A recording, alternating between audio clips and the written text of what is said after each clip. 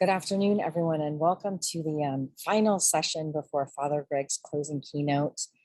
Frank and I are so grateful that you're with us for this reflective experiential healing session. And we're sort of going to work with each other. Father Frank is going to present in the beginning, and then myself just asking you a few reflective questions in the end. My name is Alison for those of you that haven't met me in person or online. I am the manager of the Global Homeboy Network and also media relations at Homeboy Industries. And I have been at the organization for about 11 years.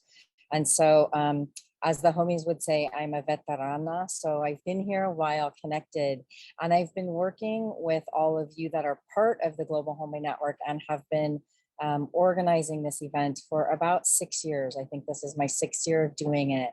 Second year online. We really wished we could be together in person, but we will do everything in our powers and hope for safe travels for everyone for next year for us to be together. So it's really nice to have everyone join us and for you all to take this time in your afternoon to join this session. Father Frank Buckley is a clinical psychologist and wellness and neuroscience guru. He is a mentor to me. He's also a Jesuit priest and will enthusiastically share some neuroscience and some. What's really interesting is I think some of the work that he will frame for us and contextualize is work that Homeboy has been doing for a while without really knowing it, and now intentionally we're going to be doing it in a different way and be connected to it in this different way. And with Frank's enthusiasm, there's no way that everyone's not going to jump on board. So Frank, share your thoughts with us and guide us in this. Great, thanks, Allison. I've only been at Homeboys now a few months, but I did my tertianship a few years ago here. And I have to say, being here, I always tell people I feel like the luckiest Jesuit alive, and it just gets better every day. I couldn't believe when Allison and Father Greg said, you can speak at the Global Network on anything you want, just make it experiential. So fasten your seatbelts. I'm going to present some kind of new material, but as Allison says, the neuroscience research is just catching up with Homeboys. So one of the first things I did for a little fun was I spend most of my life doing research, a lot of times behind a desk or in therapy, but I also get to have someone in this talk with me, Ricky Franco, he was a trainee and then a navigator. And Ricky. And so what is even going to make this more fun is when Allison said it had to be experiential. I thought, well, this is a lot. I thought, while I'm writing about flourishing, Ricky is actually living it. I mean, this guy always has a smile on his face, welcoming homeboys in, doing the groups, getting people lined up. So I always say the number one sign of mental health is flexibility. So I'm going to ask you to be a little playful and a little flexible with me, because you're going to probably do things you never thought you would be doing today. So what I picked was neuroscience and reimagining brain health, reimagining wellness through the lens of brain health. So you can see, don't look at my brain, but behind me, that is actually a healthy brain. And when your brain is healthy, they actually do these SPECT scans and it actually lights up like a Christmas tree. And I didn't know very much about this at all until I started as a psychologist. I've been passionate my whole life about what helps people to change. How do we transform? And then I'm also, I'll spare you the 3 units, but I'm a big Jungian psychologist. I love Carl Jung's idea of synchronicity, that nothing in the world happens by accident. So a few years back, I was reading this great book by a neuroscientist and psychiatrist, Dr. Daniel Amen, titled Mental Illness and How Neuroscience is Transforming Psychiatry. So rather than thinking of mental illness, he invites us to reimagine through this idea of brain health. So what does that look like? As I was in the introduction to his book, he's talking about going to a conference in Hollywood, and he's on the corner of Sunset and Vine. Well, I worked the last 7 years at a homeless center in Hollywood that was literally 2 blocks from Sunset and Vine. So I knew the area well. And as he described it, I even knew the experience better. It happened to me almost every day on the way to work. He said there was a young man, half naked, with a shopping cart, crossing Sunset Boulevard, screaming obscenities to no one in the street. But something different with Dr. Amen happened that day. Like me, he had been trained. When you see someone like that, we can pretty easily diagnose them. DSM-5, 298.8, schizophrenia with psychotic features. But as Dr. Yalom at Stanford says, when you diagnose someone, very little is possible. But when you treat the human person, everything is possible. And Dr. Amen, in his introduction, asked a question that I had never heard in graduate school. He said, as he saw that man with the shopping cart crossing the street, what shifted for him was he asked a very simple question. I wonder what happened to his brain. And then he had spent the rest of his life looking at how we can keep our brains healthy. So my invitation to you today is to be flexible. As I take you on a little journey into the world of some of the most cutting edge neuroscience research that is very, very new, but it also directly links to something Father Boyle has been talking about for over 20 years, namely the secret sauce of homeboys, which he calls radical kinship. So I'm getting a little older and it's harder for me to remember things, and I like you to take something home I love mnemonics. So just being playful, I call this Father Frank and the 5 F's, and they're pretty easy to remember. So as we go through these, this is where Ricky's gonna help me. I'm gonna do a little of the research behind it, and then Ricky's gonna show you how this neuroscience research actually happens on a day-to-day basis here at Homeboy Industries. And I have to tell you, going back to the very beginning of this conference, Father Greg opened with a talk for the day, and he talked about hope. And I have to say, he said, we have to have hope, and hope has to happen in here. Well, that was the first time I heard that. When I read about Homeboys, I keep reading, and all the taglines, which I love, is hope finds an address at 130 West Bruno. So I'm a visual kind of guy. So I kind of started looking at how does hope happen here? And then because I love visuals, I absolutely love Dr. Bob Ross when he came on and he said, if we can visualize, the California Endowment sits right between Homeboy Industries and Men's Central Jail. And he invited us to imagine how that men's jail could be torn down and reimagined to be a space like Homeboys. And as I was thinking to myself, this is crazy and impossible, he then throws a little research, no extra charge, and says, as they look at community and juvenile detention centers, there has never been one single research piece of evidence that shows juvenile delinquent centers help people. And then he invited us to imagine, how can we help people? How can we help people transform? So this is where I'm going to jump to the third part of the 5 F's. And the very first F that Dr. Amen talks about in neuroscience is faith. And by faith, Dr. Amen does not mean what is the Nicene Creed, but rather, if you read Dr. Frankl's wonderful book, Man's Search for Meaning, he refers to faith in your organizations to say, what gives our lives meaning and purpose? And I'm going to let Ricky talk on that.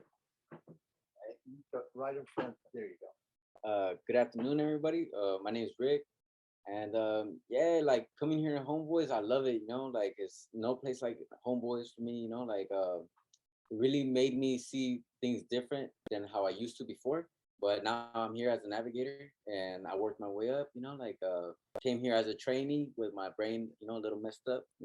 But uh, having homies and homegirls like talk in classes and explain like about things that they've been through in life, it really put a little impact in me, and I I like hearing everybody's stories that they say in class.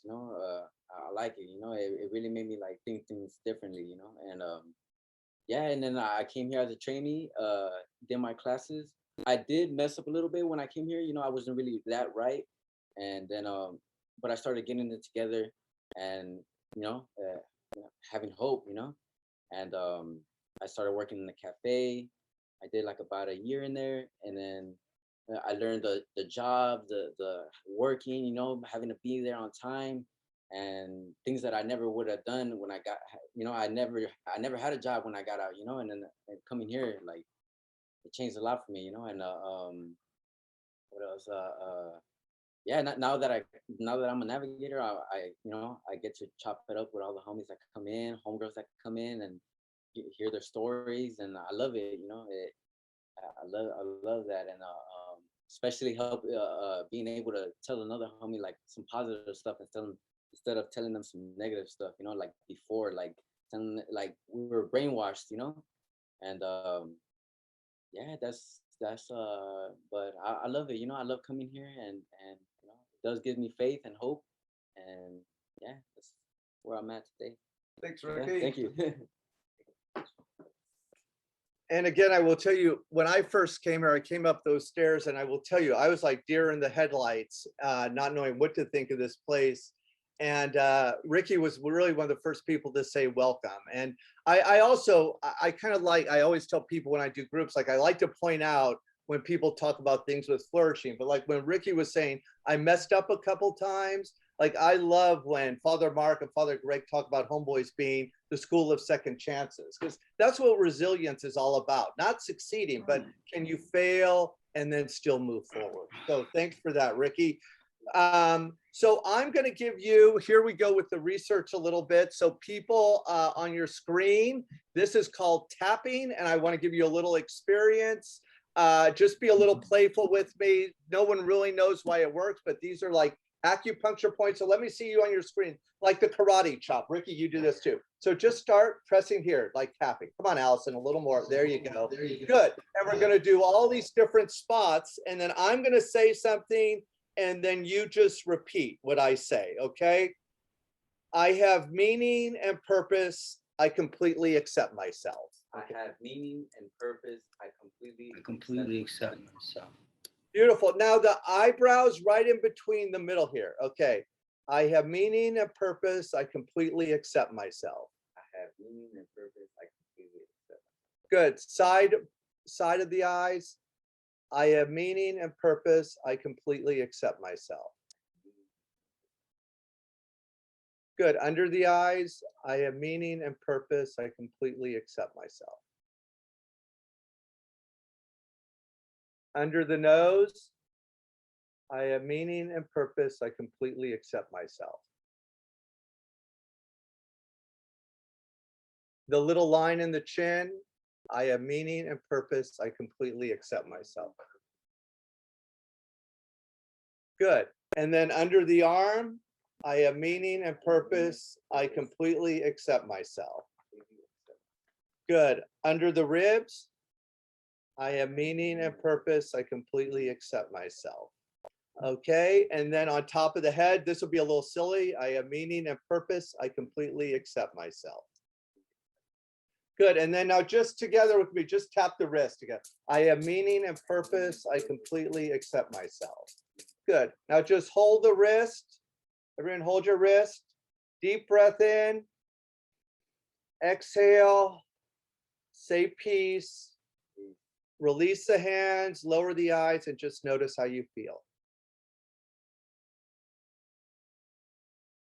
Good. So this is a little exercise that comes out of tapping, a lot of Bessel, Dr. Vanderkolk, the body keeps the score. A lot of times the tramadol is in the body. And one of the ways you can do talk therapy 3 days a week, 52 weeks a year, you're not going to get to it till you get to the body. So hopefully you had a little experience of peace. You can also do the same tapping. It's always the same order. And you can just put today I'm having trouble with, and I accept myself. So it's something I use all the time, whether in therapy or in groups. So let's move on to the next F, which is my favorite, of course, and this is going to be the funnest one. You're going to have to do better than you did with tapping, though. We're going to have to get you moving a little. So the next one is fitness. And Dr. John Rady at Harvard, he says, while we all know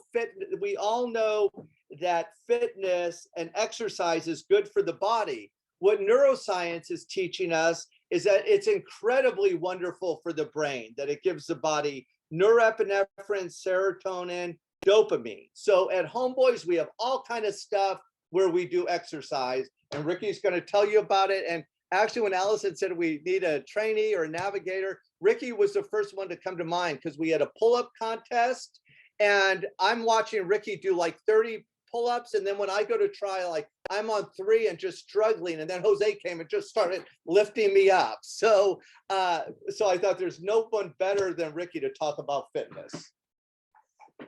Right. Yeah, I really love working out. I've been working out since I was like 13 years old. I'll do a lot of little push-ups and stuff like that, and hearing compliments that I look good or whatever. So when you look good, you feel good.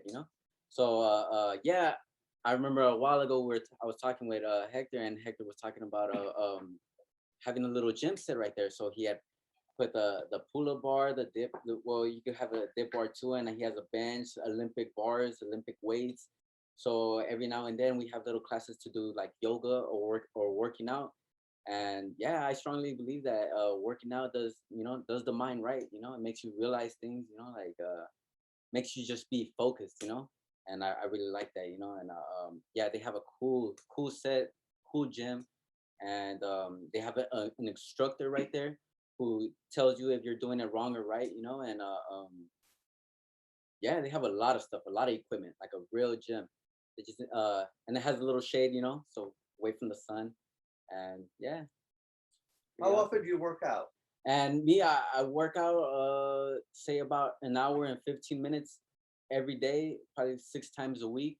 And of course I have to eat good with that, because before I would work out and eat a little wrong, and then I'll be like, man, what happened? It's not really going in right, and then now that I eat right, like no greasy foods like that, try to stay away from them burgers and fast food restaurants, and just try to make my own stuff like rice, oatmeal, fish, some healthy stuff. I can't believe I would have been eating like that now, before I just be like, oh, come on, like let's just eat whatever, but now I take it serious now, because yeah, because you do get what you put in. It's like a car, you put some good gas in it runs good. I don't know. How'd like you learn to do all those pull-ups? So yeah, I'm at 4 now. with pull-ups, yeah, I took it slow. Before I was only able to do 5 pull-ups. I was only able to do 5 push-ups, and through time practicing and doing it over and over again, like it really got me where I'm at today, and I feel really good. My physique, I feel good. Not, you can't see me in this shirt, but I'll take it off later. Nah, I was kidding. All right, that's enough, Ricky. All right, now for the fun part. Everyone, let's stand up. Ricky, you get in and you demo. I'll tell you what, you'll be there right in front. No, you're gonna come more to the center. Okay. So what we're gonna do, everyone stand up, and let me get over here, Ricky, out of your way. So make sure you're fix the camera where they can see you. Okay. Okay, there you go. Okay, you want a full view, Ricky. Okay. So what we're gonna do is just start knee taps, or you can jump. You can whatever you want. Just Allison, stand up, do something. Come on. There you go. Mark, are you standing? Good. For 10, 9, 8, 7, 6, 5, 4, 3, 2, 1. Okay, now face me. Let's do 10. What are they called? Jumping jacks, Ricky. Count them out, Ricky. 1, 2, 3, 4, 5, 6, 7, 8, 9, 10. Good. Now face this back wall, and we'll just do pull like this. Okay, for count 10. 1, 2, 3, 4, 5, 6, 7, 8. Good. 9, 10. Good. Now face this wall, face there, and 10 more jumping jacks. Anything at all, just some 1, kind of movement. 2, so there you go. 3, Good, Allison. 4, 5, 6, 7, 8, Good. 9, 10. And now for the real treat, just do what you can. Ricky's going to do burpees. I'm just going to jump in the air a little. Let's try to do 5 of them, okay? Go ahead. Oh, 5. burpees. All right. Yeah, burpees. 5. Bam. Good. 4. Good. Bam. 3. 2 more. Good. Last one. Bam. Excellent. Bam. Okay, just Woo. shake it out. All right, have a seat, Ricky. Woo! Damn. So Dr. Rady at Harvard would say, now you're ready to learn. So, oh boy, I gotta catch my breath for a minute. Okay. Well, Ricky already knows the neuroscience research on his own. He jumped ahead of me a little. So we had faith, fitness, and the next one is food. So I don't know about you, but during this pandemic, I had to do a baptism the other day, and I put on my clerical pants, and I thought, oh, I left them in the dryer too long. And then I went and tried another pair on, and they were even tighter. So the gyms are closed. I'm a big yogi. The yoga studios are closed. It's really hard to eat healthy right now. So I really recommend making an exerted effort to eat healthy. And Ricky's going to tell you about how we try to eat healthy here at Homeboys. And then I'm just going to give you some kind of a few, and I'm not a nutritionist, but I'm trying to practice what I preach, some kind of healthy ways of eating. All right. So for me, I started noticing that like if I eat donuts or burgers, like it was really getting me heavy. And I was like, man, so when I would do a pull-up, I'll be like, man, I feel heavy today. How much do I weigh? I weigh 175. Oh, that's a little heavy for me. I could only do 10 push-ups. 10 pull-ups. I want to get to like 20 pull-ups or something. So I look at my weight. I'm 175. Probably drop down 5 pounds. I started drinking a lot more water, staying away from a lot of carbs, like a lot of bread, heavy greasy food, and eat like light stuff and clean stuff. I eat a lot of oatmeal because it just feels clean to me. I just no grease, no nothing like that. Oatmeal is a lot of bananas, vegetables, apples. Ricky, you're the best. What's healthy at Homegirl Cafe? At Homegirl Cafe, they do have a lot of good drinks. I forgot one of the names. Green Potion. Green Potion. Is that any good? It's good. It tastes really good. Yeah, and they do have a lot of salad foods there too, and some good sandwiches. But I don't eat too much. I just try to stick to a regular little plate and feel a little light on my stomach and not so heavy. And then I feel good. My health is. I'm a little winded right now. That's good. Thanks, Ricky. You gave me a chance to catch my breath. Okay. So yeah, with healthy food, they talk a lot about a rainbow diet, as much color as you can get into it. I used to be a USF in the counseling department. These kids would be like, Father Frank, I can't sleep. I'm like, well, what, are you drinking much coffee? Oh yeah, 5 Monster drinks and 6 cups of coffee. Like, I'm a big believer. I have 1 cup of coffee, Homegirl Cafe coffee you can't beat, but then switch to green tea. And other things are like, almonds are really good brain food. I love chocolate. Dark chocolate, I'm telling you, is one of the best things you can eat. And then an omega-3, like antioxidant, like a lot of fish oils are really good. And then we will move on to, faith, food, fitness. The last 4 is focus. And I'm going to give Ricky a little breather, and I'm going to give you no extra charge, a little opportunity. This will be easier than the exercise. Father Mark teaches mindfulness at Homeboys, and he always says, Thich Nhat Hanh talks about we can have a miracle in our life. So you came to Global Network, let's enjoy a little miracle this afternoon. So you can sit back down, stop doing the jumping jacks, lower your eyes or close the eyes, whatever feels safe to you. And I'm going to do a little meditation with you that comes out of acceptance commitment therapy that's really great for giving your life meaning and purpose. So just take a moment to turn the gaze inwards, and we'll begin and end with the sound of the bell. Let's get started.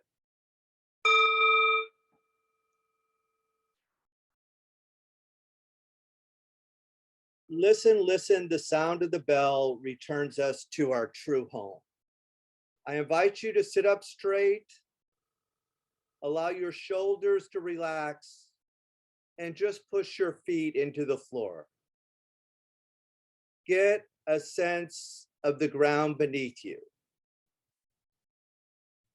Now take a moment to reflect on how you got to this global network Zoom conference today. From all over the world, why did you come here today? There's something that matters to you deep in your heart that motivated you to come to this conference. Is it about improving your life or the life of others? Personal growth, learning new skills, or maybe building better relationships? Is it about improving things at your work or with your family or with your friends? Maybe it's about your health, nurturing your body as Ricky described and enhancing your well-being.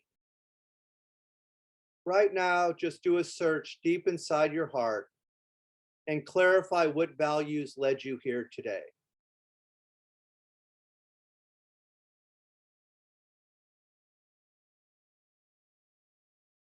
And now take a moment to reflect on how you got to this Zoom call today. You did not get here by magic.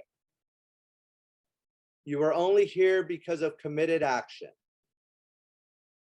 You had to organize the call and the computer. You had to reschedule things. You had to invest time and energy and effort to get here. And there are all sorts of things that may be more fun you could be doing right now. But here you are on this Zoom call taking action to improve and enrich your life and the lives of others.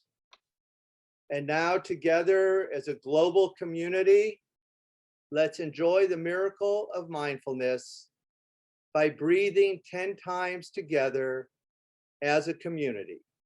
I will ring the bell to complete the meditation.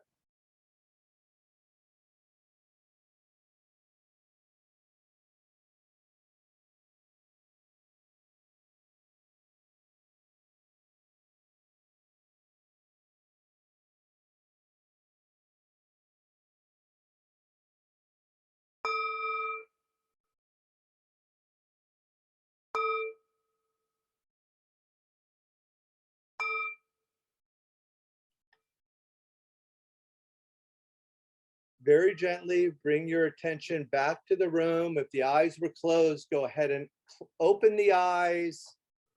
And the very last F is the most important F of all: friendship. Or as Father Greg never tires of saying, the secret sauce is kinship. Bessel van der Kolk, the leading psychiatrist, in his book, Body Keeps the Score, he insists that people heal from trauma primarily through community.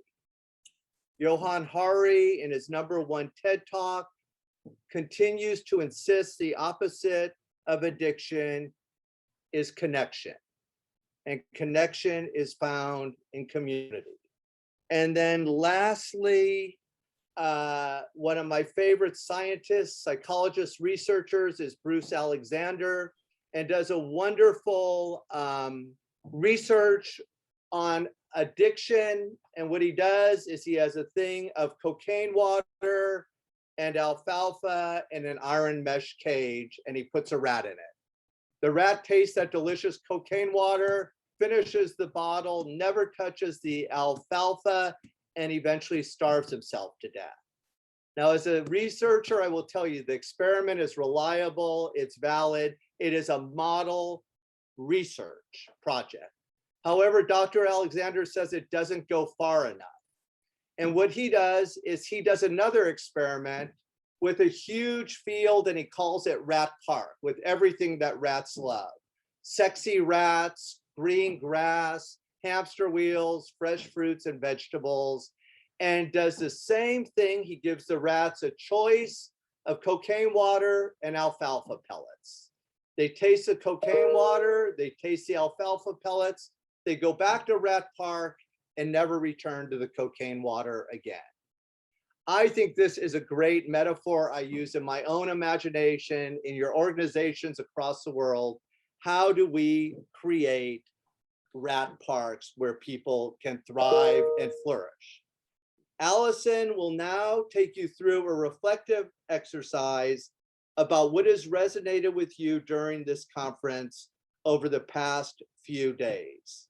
I'll turn it over to Alison to finish the last F on friends.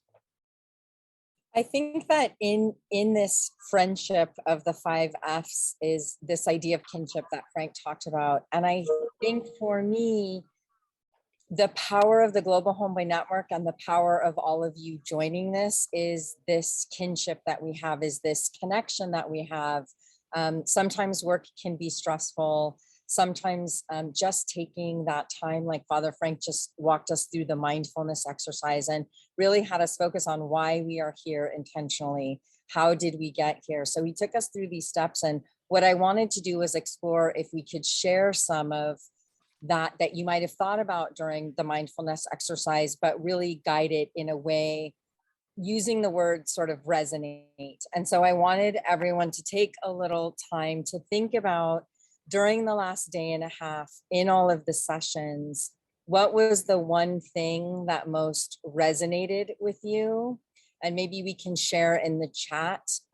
We don't have the Zoom chat open, but we have the platform chat open. So I'm going to go into the platform chat to just share one thing that really resonated with me.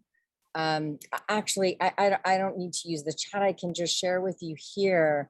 I think the one thing that really connected all of the sessions, and almost every one of them, people talked about the value of building relationship in the work that they do. And they described it in various ways, whether it was fundraising, whether it was being a psychologist and doing therapy like Father Frank, whether it was talking about working with people in the social enterprises, doing advocacy work, where everyone thinks it's this very high level political work on laws. It's really about building relationships and community organizing. So for me, what resonated is just relationships and how that's so important and such a driving force in this work that we do in the social justice arena. So if you want to share some of your thoughts on what resonated most with you, just throw some of those ideas into the chat, or if you want to unmute yourself, you can also just share a little bit with us on your thoughts about what resonated most with you.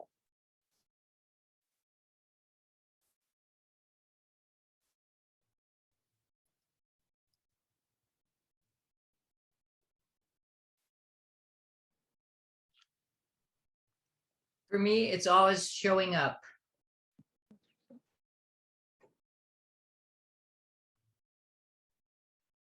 I like that, always showing up. Consistency for the trainees at Homeboy and always showing up for them is really important. Being the tender glance of God. Somebody said, it's not my job to tell anybody what to do or to save their life. It's my job to walk with them on the journey. Powerful. Keep sharing if you're willing. To really see people for who they are and the potential they have rather than watching people. That was from Jose, I think. Yeah. Keeping the healing and the relationships at the center of the work, no matter what you're doing, all the grants, all the guidelines, all the whatever else, always coming back to the healing inside the person and the connections between people.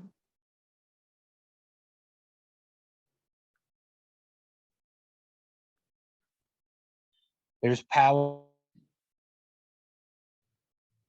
in the shit everybody has the different pieces and parts of the organization. Can you say that again, Michael?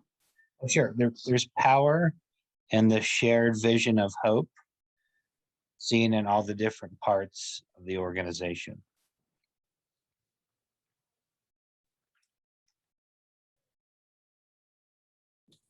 For me, as always, it's the richness of connection, whether that's with the other kindred spirits that are showing up at the network, but also the connection of ideas and possibilities.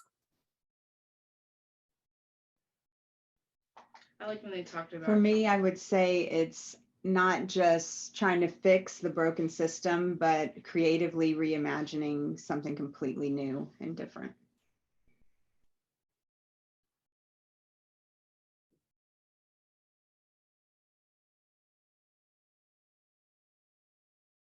Maybe we'll take two more. Anyone else? It sounded like two people jumped on together. Okay. I have been inside a few psych wards and hospitals in my area, and they don't seem to have a clue about movement and exercise and how it relates to the mind. And I think this is probably one of the most important things that you just shared with us, Father Buckley and Ricky. So thank you very much. And also the art program that Fabian presented was absolutely incredible and very, very powerful. Thank you. So the other thing I just wanted to reflect on a little bit, if you can all hear me, is what did you hear most that you will bring into your own work? What was sort of the powerful moment that you had, or something that you heard that you really want to work to bringing into your individual work and the work that you share out within your organizations, or if you're self-employed, whatever you are doing, what are you going to take with you into your work? I would say, as I put in the chats, like never giving up, consistency, and resilience. Love it. Thank you. The hope, the hope like has addressed is like within me, and then like Father Greg said, it's just like have that hope and then convey that like cherishing spirit out. Thank you for sharing.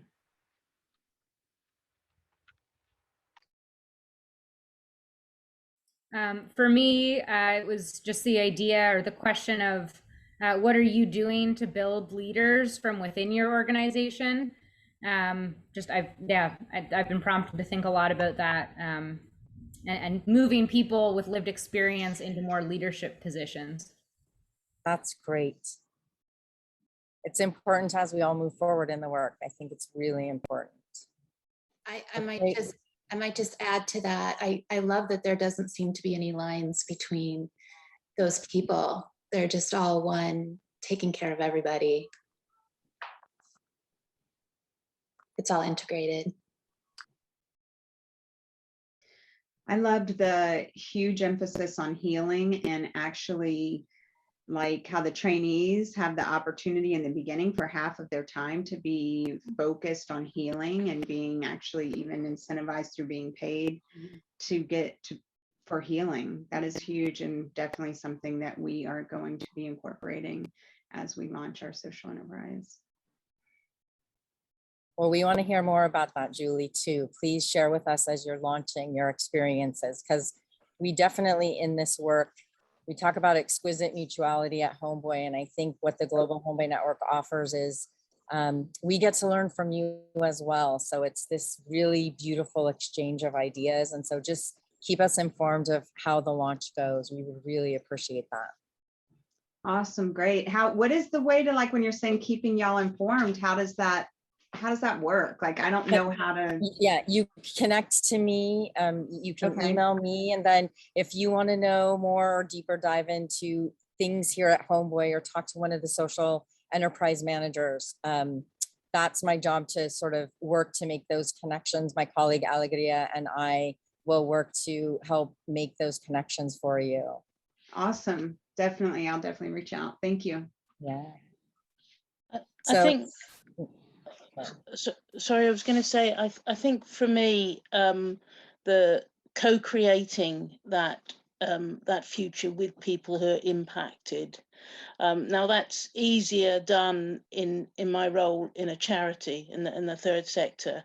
I think the big trick and the thing that I'm going to try and get some strength to do is to do that working within government as my day job. I think that's the bit that we still think we're public servants, so we know better. So that for me is the big takeaway. Thank you. thanks, Nikki. I want to add, first of all, hi, Allison, I miss you and I can't wait to see you and hug you. But Fabian reminded me that every single thing that we do is ceremony. And that reminder in every single space of life, that how we walk in here, like how we walk with God and how we, like, in every single aspect of our life, like it should be infused and is infused with ceremony. So that was just a really beautiful reminder. I love that. Keep sharing, because this is sort of the last question that I want to ask, and I just want to give everyone the plate at the table, as Shirley described so much. We want to hear from you, because I think what you share impacts all of us. We can take one nugget away that we're thinking of, but this is so powerful for me, because I sort of think about that we work at Homeboy to erase the margins, right? Father Greg has this quote, but all of us together collectively have this power to do this in a way that sometimes to me is unimaginable. And then when we come together to hear your thoughts. So what else are you going to take away from this sort of into your work?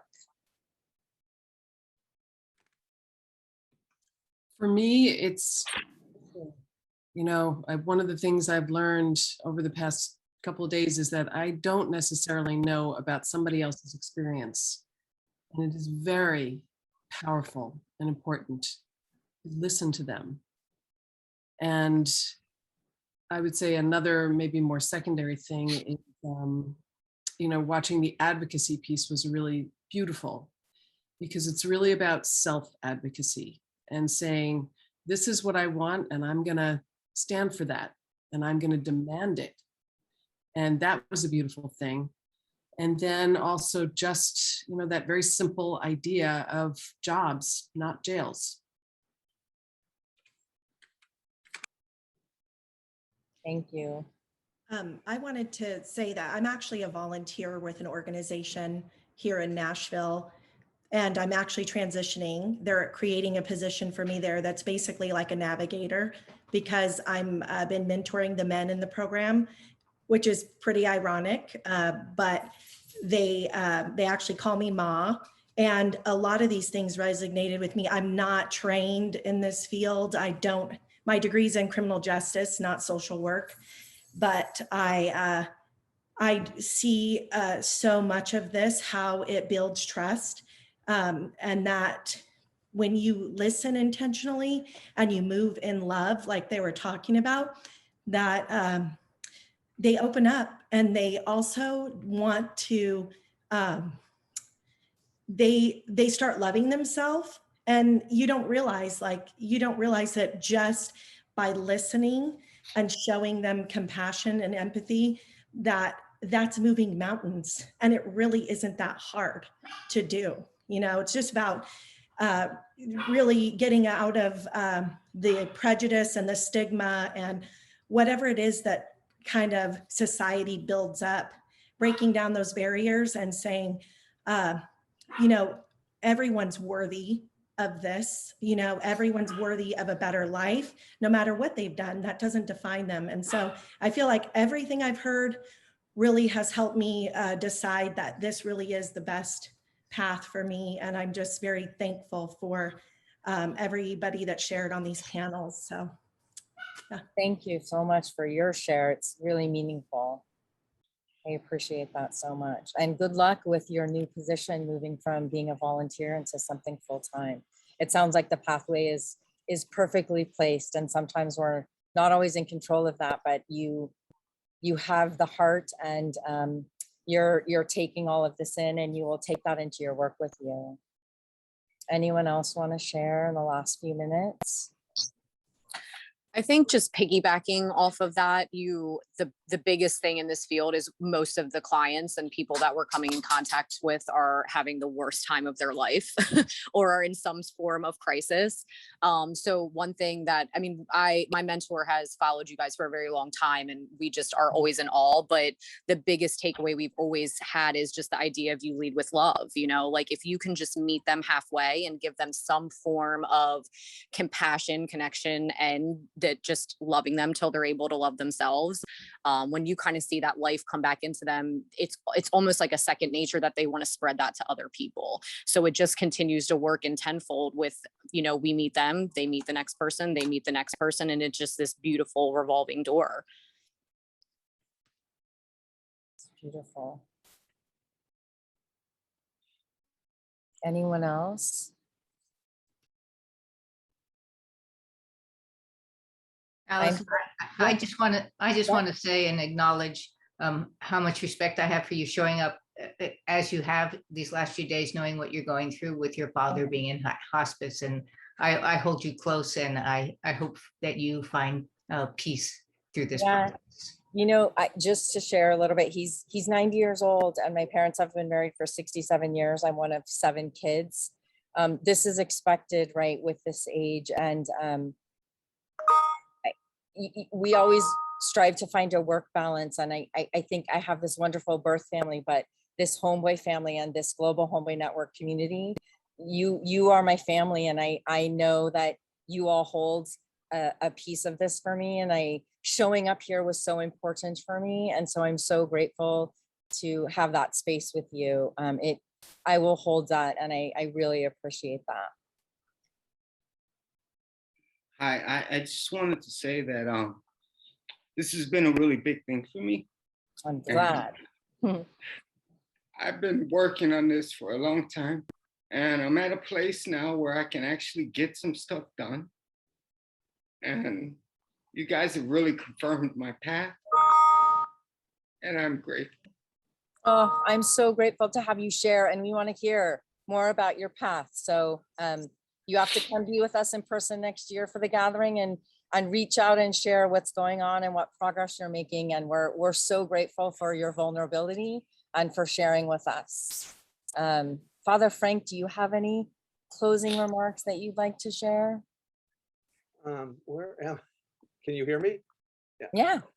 I would just say, I really, I kind of laugh because I'm a therapist, so I'm up in this closed office. But when Dr. Ross was speaking about the importance of being close to people and listening to people, I thought that was so great. And I since being at Homeboys, I really stand in awe when I see Father Greg down there in the glass fishbowl. And it does help to be an extrovert, but like that to me gets to the heart. Having worked so much of my life in Department of Mental Health and things where people are behind computers, I think one of the things, the magic of Homeboys with community is connecting with people, and just from the way the building is situated with the glass to the way people, I love with the lead with love.